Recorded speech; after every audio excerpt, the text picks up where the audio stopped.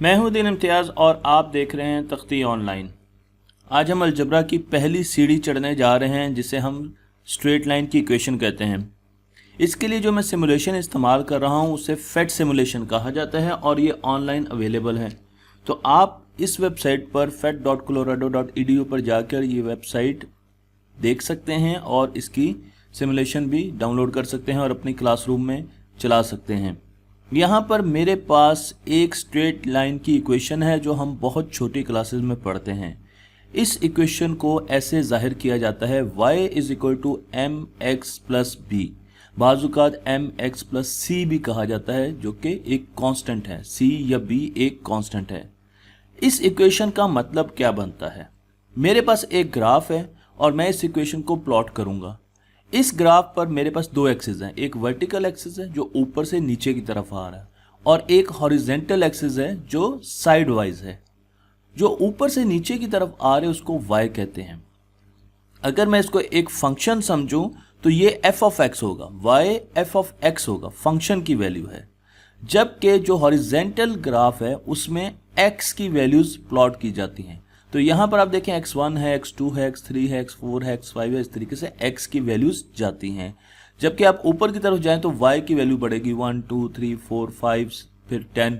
तो यहाँ पर y की वैल्यू। तो आप क्या करेंगे कि जब भी आपने किसी इक्वेशन को प्लॉट करना है तो हम x की वैल्यू देते रहेंगे। पहले x की वैल्यू 1 देंगे और फिर कैलकुलेट कर लेंगे y की वैल्यू और वो प्लॉट कर देंगे। फिर x की वैल्यू 2 देंगे, फिर प्लॉट कर लेंगे, फिर 3 देंगे, फिर प्लॉट कर लेंगे। तो इस तरीके से जो डॉट्स मेरे पास आते रहेंगे उनको मैं स्ट्रेट लाइन में जोड़ूंगा, अगर वो स्ट्रेट लाइन की इक्वेशन है तो, और आपके पास वो लाइन आ जाएगी। तो मैंने आपको यहाँ पर बताया कि स्ट्रेट लाइन की equation y is equal to M x plus b है। b कांस्टेंट वैल्यू है। तो सबसे पहले हम ये देखते हैं कि हमारे पास सिंपलेस्ट इक्वेशन जो स्ट्रेट लाइन की वो क्या आ सकती है? वो आ सकती है y is equal to x, जो कि यहाँ पर दिखाई गई है y is equal to x. इसमें m की वैल्यू 1 है। m स्लोप को कहते हैं, मैं आपको ये बताऊंगा स्लोप क्या चीज़ होती है, और b इसके इंटरसेप्ट को कहते हैं, जो कि वर्टिकल लाइन को ये कहाँ पे काटती है।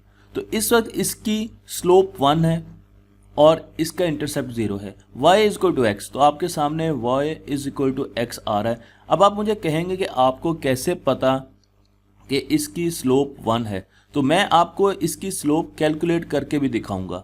मैं इसकी स्लोप चेंज करता हूं। इस वक्त ये 45 का एंगल बना रही है, x के साथ 45 का एंगल बना रही है। तो हम ये करते हैं कि हम इस पॉइंट को, अगर आप देखें तो यहां पर 1 और 1 है।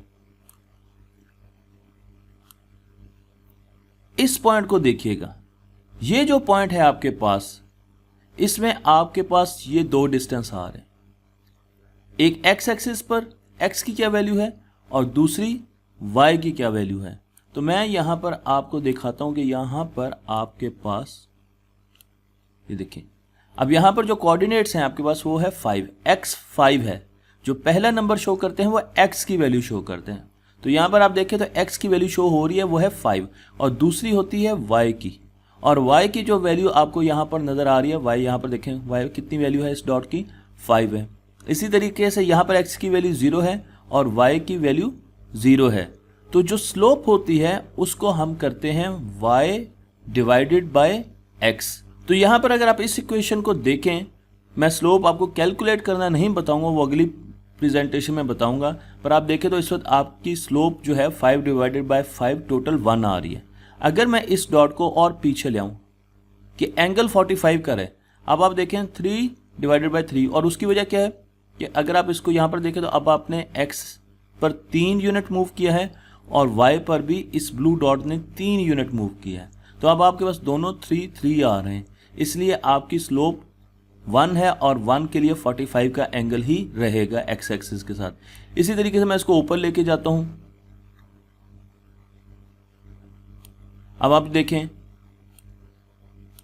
यहां पर भी इक्वेशन है y is equal to x, और उसकी वजह क्या है कि इस वक्त 8 और 8 दोनों 8 और 8 इक्वी डिस्टेंस है। यहाँ पर 45 का एंगल है, इसलिए स्लोप जो है वो 1 है और इक्वेशन आ रही है y is equal to x. तो y is equal to x की इक्वेशन आपको यहाँ पर दिखाई गई है और उसको प्लॉट मैंने यहाँ पर किया और इसमें हमेशा ये 45 का एंगल बनाएगी एक्स एक्सिस से भी, और अगर आप वर्टिकल एक्सिस से देखेंगे तो वहाँ पर भी 45 का एंगल आपको नजर आएगा। लेकिन अगर मैं स्लोप चेंज कर देता हूँ, इसकी स्लोप है 1, m1 है क्योंकि 8 डिवाइडेड बाई 8 1 है, तो अब मैं स्लोप कर देता हूँ -1। अगर मैं स्लोप -1 में करूँगा तो इस लाइन में क्या फ़र्क आएगा, इस वक्त ये लाइन पहले और तीसरे क्वाड्रेंट में रह रही है। हमारे पास 4 हिस्से होते हैं ग्राफ के, 4 क्वाड्रेंट्स होते हैं। इस क्वाड्रेंट को पहला क्वाड्रेंट कहा जाता है, फर्स्ट क्वाड्रेंट। इसे सेकंड क्वाड्रेंट कहा जाता है। फिर हमारे पास थर्ड क्वाड्रेंट आता है, फिर फोर्थ क्वाड्रेंट आता है। तो जब किसी लाइन की स्लोप पॉजिटिव होती है तो वो पहले और तीसरे क्वाड्रेंट में लाई करती है, आप देख सकते हैं। लेकिन जब मैं इसकी स्लोप नेगेटिव कर दूंगा, -1 कर दूंगा, तो क्या होगा, हम यहाँ से इसको क्लिक करके देखते हैं। एक और लाइन मैंने प्लॉट की जो कि है y = -x। इसका मतलब यह है कि अब आपके पास स्लोप -1 है, m की वैल्यू क्या है, -1। तो हमारे पास ये line second and third quadrant में रह रही है। तो हमारे पास ये line second and third quadrant में रह रही है। आपका सवाल ये होगा कि स्लोप पर इतना फोकस क्यों किया जा रहा है, क्यों अहमियत दी जा रही है, और उसकी वजह यह है कि किसी चीज़, किसी लाइन की, किसी कर्व की स्लोप ये बताती है कि वो कितना चेंज हो रहा है, और हम चीज़ों को चेंज होते हुए मेजर करना चाहते हैं। हम मेजर करना चाहते हैं कि वो कितनी तेज़ी से चेंज हो रहे हैं। तो स्लोप हमें एक मेजरमेंट ऑफ चेंज देती है, और आगे जाकर जब डेरिवेटिव्स को देखेंगे, जिस पर मैं एक वीडियो बना चुका हूं, तो आपको पता चलेगा कि उसमें हम बड़े बड़े मुश्किल फंक्शंस की सिर्फ स्लोप ही मालूम कर रहे होते हैं। अब हम ये करते हैं कि मैं इनको 1 पे ले आता हूं दोबारा,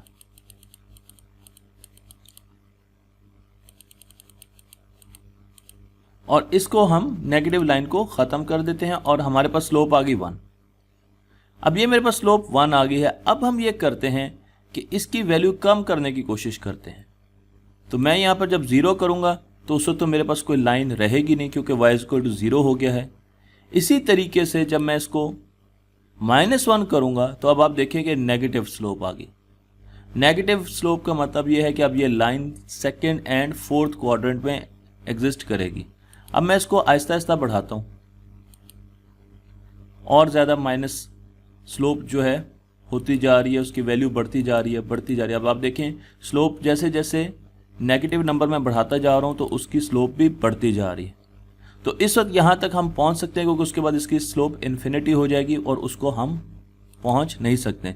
तो जैसे जैसे मैंने माइनस नंबर बढ़ाया, आप देखें यहाँ पर स्लोप बढ़ती गई। अब अगर मैं नीचे वाले को भी माइनस कर दूँ, इस फैक्टर को भी माइनस कर दूँ, तो क्या होगा, जैसे ही मैंने माइनस किया, आप देखिए माइनस ऊपर और माइनस नीचे, तो हमारे पास नेट जो स्लोप होगी, जो m की वैल्यू होगी, वो पॉजिटिव होगी। इसलिए आपकी ये जो इक्वेशन है, जिसे हम y = 10x कह रहे हैं, क्योंकि हमारे पास यहाँ पर जो इक्वेशन बन रही है y = 10x, उसकी slope first and third quadrant में रह रही है और पॉजिटिव स्लोप है।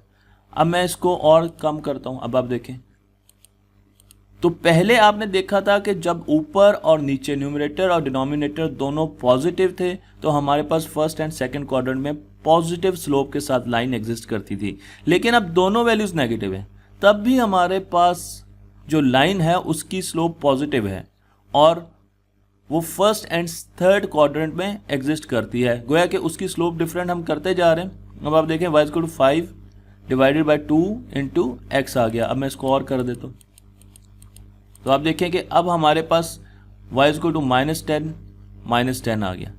तो इस तरीके से आप देख सकते हैं कि कैसे हम इन चीज़ों को बदल सकते हैं। अच्छा, अब मैं ये करता हूँ, इसको पॉजिटिव ले जाता हूँ, देखते हैं। अब जो मैं इसको पॉजिटिव लेके जाऊँगा, अब आप देखिए इक्वेशन आपकी बदलती जा रही है। इस वक्त क्या है, y = 3 डिवाइडेड बाई 10x। तो आप जब इसके साथ बहुत ज़्यादा खेलेंगे तो आपको और भी ज़्यादा पता चलेगा कि कैसे स्लोप चेंज होती है और कैसे इक्वेशन चेंज हो रही है स्ट्रेट लाइन की। इस वक्त भी ये स्ट्रेट लाइन पॉजिटिव स्लोप के साथ है, क्योंकि ये फर्स्ट एंड थर्ड क्वाड्रेंट में लाई करे, और आप देख भी सकते हैं कि इसकी स्लोप 3/10 है और ये पॉजिटिव है। लेकिन अगर मैं 3 को और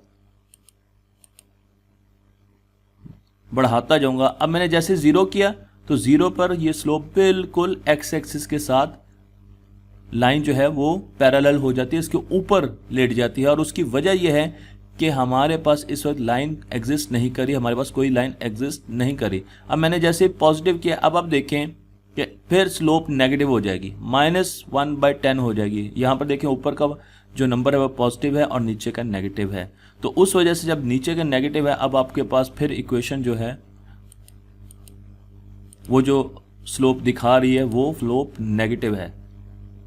तो इससे आपको पता लगा, इस तरीके से हम इससे खेल सकते हैं और खेलते हुए हम इसको पूरा घुमा सकते हैं। तो याद रखिए कि जब दोनों ऊपर नीचे पॉजिटिव वैल्यूज होंगी तभी स्लोप पॉजिटिव होगी और वो फर्स्ट एंड थर्ड क्वाड्रेंट में लाइक करेगी, और जब ऊपर वाली और नीचे वाली दोनों वैल्यूज पॉजिटिव होंगी तभी यही काम होगा। और अगर कोई एक भी नेगेटिव होगी तो आपकी जो लाइन होगी, आपको लाइन देखने की ज़रूरत ही नहीं, आप जस्ट उसकी स्लोप देखिए और आपको पता ये लग जाएगा कि ये थर्ड और फर्स्ट क्वाड्रेंट में है पॉजिटिव स्लोप है, या ये सेकेंड एंड फोर्थ क्वाड्रेंट में है नेगेटिव स्लोप है। तो इस तरीके से पहला कॉन्सेप्ट जो मैंने आपको बताया वो मैंने बताया लाइन का और लाइन की स्लोप का। और स्लोप बहुत अहम चीज़ है, जब डेरिवेटिव्स निकालेंगे तो आप ये स्लोप की वैल्यू ही निकाल रहे होंगे। अब हम आते हैं उसी इक्वेशन की तरफ जो कि सबसे सिंपल इक्वेशन है, y = x, और देखते हैं कि b क्या है। तो सबसे पहले आप देखें कि इस वक्त ये इक्वेशन 0 ओरिजिन से पास कर रही है। ठीक है जी, मैं इसको ऊपर ले जाता हूँ और इस वक्त ये ओरिजिन से पास कर रही है। मैं इस इंटरसेप्ट को, जिसको हम y इंटरसेप्ट कहते हैं, 1 कर देता हूँ। तो आपने कोई फ़र्क देखा? अब ये y इंटरसेप्ट जो है, जो y के एक्सिस को काट रही है, वो 1 पर काट रही है। देखिए यहाँ पर 1 है। अगर मैं इसको 2 कर दूंगा, ये 2 पर उसको ऊपर चलती जाएगी, शिफ्ट होती जाएगी। इसी तरीके से अगर मैं नेगेटिव साइड पर आता हूँ, मैंने 0 कर दिया, अब मैं -1 कर देता हूँ, तो आप देखें।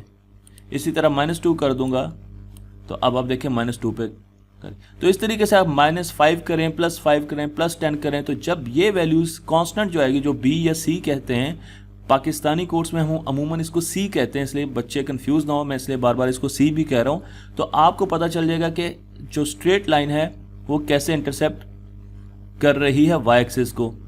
मैं आपको यहाँ पर अब एक नेगेटिव स्लोप के साथ दिखाता हूँ। तो जब आप नेगेटिव स्लोप की तरफ जाएंगे, अब आप देखें तो यहां पर भी आपको ये इंटरसेप्ट दे रही, और इसको अगर आप पॉजिटिव करेंगे तो ये पूरी लाइन को इस एक्सिस के गिर्द शिफ्ट करेगी। तो आपकी जो लाइन है इसके गिर्द ऊपर या नीचे जाएगी, उसका दारोमदार इस पर है, इस फैक्टर पर है जो कि कांस्टेंट है, और इस एरो की स्लोप या डायरेक्शन जो चेंज होगी उसका दारोमदार m पर है जो कि स्लोप है। तो मुझे उम्मीद है कि अब आपको स्ट्रेट लाइन की इक्वेशन समझ आ गई होगी, और अगर इस इक्वेशन का हम डेरिवेटिव लें या इसकी चेंज देखना चाहें तो सिंपल हम इसकी स्लोप कैलकुलेट कर लेंगे। स्लोप कैसे कैलकुलेट करेंगे ये मैं आपको अपनी आने वाली वीडियो में बताऊंगा। तो यहाँ पर मुख्तलिफ गेम्स हैं और इन गेम्स को आप खेल सकते हैं और आपको पता लग सकता है कि आपकी लाइन के बारे में जो कॉन्सेप्ट्स हैं वो कितने अच्छे हैं। मसलन यहाँ पर एक लाइन दी गई है, मैंने वैसे गेम ये देखी नहीं है, और कहा गया है कि y इंटरसेप्ट बताइए। तो y इंटरसेप्ट इसका क्या है, -2। तो मैं इसका y इंटरसेप्ट यहाँ पर ले जाऊँगा, -2 पर ले गया, ये इक्वेशन बनेगी। अब इसको चेक करें तो आप देखेंगे कि आपके पास आंसर ठीक आ गया। इसी तरीके से आप आगे करते जाएंगे और आप मुख्तलिफ क्वेश्चन सॉल्व करते जाएंगे, और जब ये मुख्तलिफ क्वेश्चन आप सॉल्व करेंगे तो बच्चों के, आपके क्लास के बच्चों के, या अगर आप स्टूडेंट हैं तो आपके कॉन्सेप्ट स्ट्रेट इक्वेशन के बारे में बहुत अच्छे हो जाएंगे, क्योंकि स्ट्रेट इक्वेशन की जो लाइन होती है वो बेसिस है अलजबरा की। और अगर आपको ये समझ आ जाए तो आपको बहुत सी चीज़ें फ्यूचर में एस्टिमेट करने में भी बहुत ज़्यादा आसानी होगी। मुझे उम्मीद है कि आपको ये वीडियो पसंद आई होगी। मेरे चैनल को लाइक कीजिए, शेयर कीजिए और इसे पाकिस्तानी हर बच्चे तक पहुंचाइए।